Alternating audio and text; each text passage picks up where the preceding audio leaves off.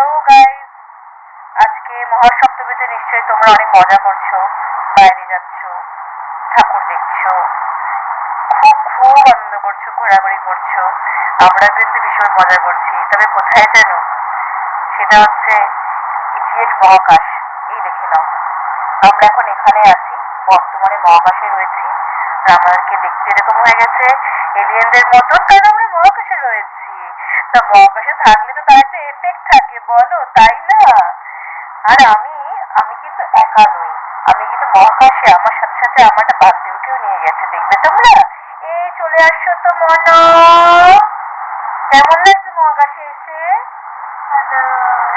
হ্যাঁ, আমরা খুব হ্যাপি, কারণ আমরা এখানে থাকতে চাই না, আমরা মহাকাশেই থাকতে চাই।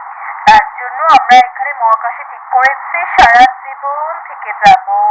সপ্তমী, অষ্টমী, নবমী, দশমী আমরা এইভাবেই কাটাবো। তোমরা কিন্তু কেমন কাটাচ্ছ পৃথিবীতে আমাদেরকে অবশ্যই জানিও, ঠিক আছে? আমরা রকেট পাঠিয়ে দেব, তোমরা রকেটে করে বেঁধে উড়ে আসবে, আমাদেরকে জানাবে, কেমন? টাটা।